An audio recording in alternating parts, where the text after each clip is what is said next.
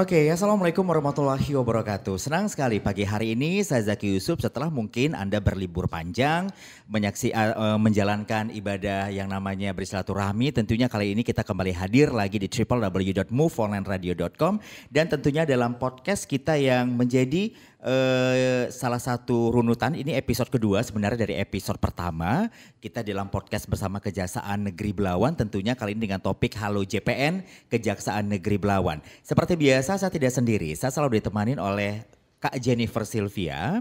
Kita akan coba berbicara berdua dengan dua narasumber kita yang sudah hadir di studio podcast langsung dari kantor Kejaksaan Negeri Belawan. Selamat pagi Kak Jennifer. Selamat pagi Bang Zaki. Apa kabarnya setelah mungkin liburnya panjang? Iya, luar biasa banget. Abis makan kue lebaran. Tapi kalau sebagian orang bilang sekarang ini memang banyak berat badan yang bertambah ya. Tapi sudah pasti ya Kak Jennifer. Baik, Kak Jennifer, saya kasih Kak Jennifer untuk bisa memperkenalkan dua narasumber kita yang hadir dalam podcast di Halo JPN kita kali ini di Kejaksaan Negeri Belawan. Silakan Kak Jennifer. Hari ini kita kedatangan Jaksa Pengacara Negara Kejaksaan Negeri Belawan. Ada Bang William dan Kak Romana Deborah. Boleh perkenalan diri dulu Bang? Lengkapnya gimana, di bidang apa, jabatannya apa, boleh diperkenalkan Bang? Oke, mungkin dari aku dulu lah ya. Iya. Ya, perkenalkan nama saya William Frederick Swaloon Simanjuntak. Sarjana hukum, saya di sini sebagai Kepala Subseksi Perdata dan TUN Kejaksaan Negeri Belawan dan sudah lumayan lama lah di sini. Jadi ya mungkin nanti kita dialognya bisa agak panjang inilah. Masih gugup lah. Ya Bang ya? Ya? Agak sedikit gugup ya? Iya, ada gugup-gugupnya dikit. Baik, yang satu lagi silakan Kak Jennifer. Silakan Kak. Oke, salam kenal teman-teman semua. Nama saya Romana Deborah Meliani Marpaung, Sarjana Hukum Magister Hukum. Saya jabatannya di Kejaksaan Negeri Belawan sebagai Kepala Subseksi Pertimbangan Hukum. Lamanya bertugas sejak 2020 Desember di Kejaksaan Negeri Belawan. Oke, sepertinya Kak Jennifer, kedua narasumber kita ini memang sudah siap sekali ya dari cara memperkenalkan dirinya untuk menjawab semuanya yang ditanyakan nanti. Dan hari ini juga kita live langsung dari Instagramnya Kejari Belawan. Jadi kita juga terima pertanyaan yang masuk tentunya untuk kedua narasumber kita yang nanti juga akan kita pandu untuk memberikan pertanyaan kepada kedua narasumber kita. Baik, Kak Jennifer, apa yang ingin kita bahas dulu untuk di awal pertama ini kedua narasumber kita berhubungan dengan Halo JPN Kejaksaan Negeri Belawan? Nih kalau aku tanya Bang Zaki, kalau abang dengar kata jaksa atau kejaksaan, yang terpikir itu apa? Takut. Takut. Sebagian orang kan bilang kayak begitu ya. Tapi mungkin bukan cuma saya ya, kali juga mungkin pendengar yang menyaksikan kita langsung di live Instagram. Sebenarnya kalau berbicara jaksa sebagian orang bilang adanya takut begitu ya. Pasti juga mikirnya tentang penuntutan, kasus pencurian dan lainnya semuanya, gitu ya. Bener. Nah ternyata kejaksaan ini itu luas kewenangannya Bang. Nah salah satunya yang akan kita bahas hari ini terkait dengan Jaksa Pengacara Negara. Makanya bajunya beda nih, ya kan? Iya. Beda kan? Beda ya sama Kak Sylvia ya? Iya, nah untuk lebih dalam lagi kita tanya langsung aja sama beliau-beliau ini, apa sih Jaksa Pengacara Negara dan apa sih peran kejaksaan di bidang perkara perdata selain pidana? Oke, gitu. Kita ke Kak Romana Deborah Marpaung mungkin ingin bertanya sebenarnya seperti Kak Jenny katakan tadi, sebenarnya peran kejaksaan ya Kak Jenny ya. Dan apa Jaksa Pengacara Negara itu? Dan apa Jaksa Pengacara itu sendiri, silakan. Ya, terima kasih. Untuk JPN dulu lah nih kan, JPN apa nih JPN? Jaksa Pengacara Negara.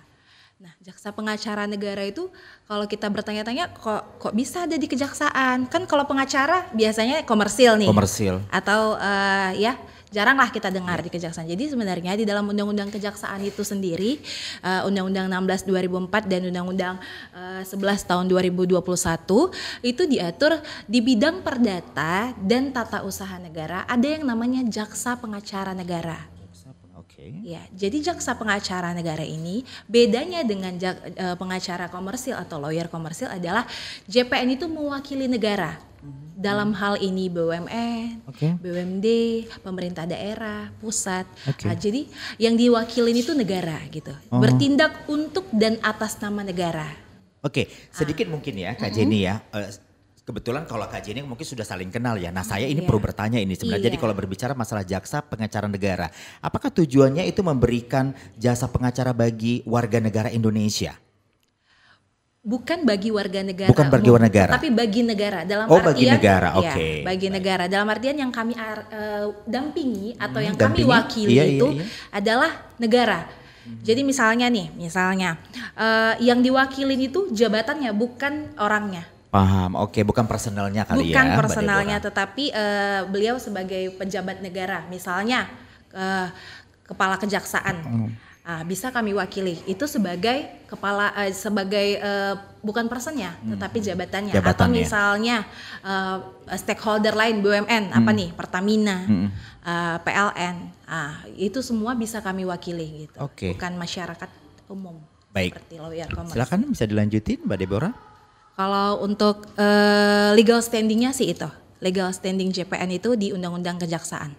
Oke, ada lagi silakan Mbak Jenny. Nah, dan tugas kewenangannya itu apa aja Kak selain itu gitu? Misalnya bisa memberikan layanan apa, bantuan hukum Kak? Itu boleh dijelasin Kak biar pemirsa yang mendengar juga ya, sobat-sobat bijak Lebih paham lebih ya. paham lagi nih. Ya. Jadi ada beberapa layanan yang bisa diberikan oleh jaksa pengacara negara kepada para stakeholder, baik itu pemerintah, pemerintah kota, kabupaten, ataupun BUMN BUMD. Yang diantaranya yang pertama adalah pendampingan hukum atau Pendampingan legal hukum. assistance. Oke.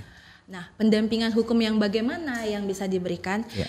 Jaksa pengacara negara itu memberikan advice ataupun saran ataupun nasihat Iya. kepada para stakeholder dalam melakukan tugas, atau misalnya dalam pekerjaan pengadaan barang dan jasa nih, atau dalam pekerjaan yang di dalamnya itu rawan, atau misalnya nih ditakutkan, dikhawatirkan adanya perbuatan melawan hukum. Oke. Maka JPN itu hadir untuk mencegah hal itu. Gitu. Jadi sebelum hal itu terjadi, kita hadir dampingi supaya Jadi jangan ada sampai tindakan preventif sebenarnya Iya, ya yang hadir diberikan kepada stakeholder benar, tersebut dari JPN ini preventif. sendiri ya. Iya. Oke. Jadi jangan sampai kecemplung dulu nih. Betul. Kita berikan nasihat, kita berikan advice gitu. Itu salah satunya pendampingan hukum. Yang kedua, pendapat hukum. Hampir sama seperti itu, tapi ini dalam bentuk legal opinion. Jadi kita buat misalnya nih ada kekhawatiran atau yang diterima oleh stakeholder, misalnya nih dia takut nih dalam mengambil suatu tindakan, bisa ditanyakan ke kami pendapat kami. Ini namanya sejauh ini pendapat ya, bisa diterima atau tidak, tetapi bisa ditanyakan ke kami pendapatnya bagaimana, pendapat dari JPN, apakah pekerjaan ini misalnya dapat diteruskan atau tidak, atau dapat ditindaklanjuti dengan kegiatan yang bagaimana gitu. Itu salah satu juga produknya. Jadi tadi udah 2 ya. Yang ketiga juga bantuan hukum. Bantuan hukum itu bagaimana? Bantuan hukum bisa litigasi, non litigasi. Nanti mungkin ada dijelaskan juga dengan Bang William karena tupoksi beliau. Yang lainnya juga ada pelayanan hukum. Nah, pelayanan hukum ini nih yang bisa diterima oleh masyarakat.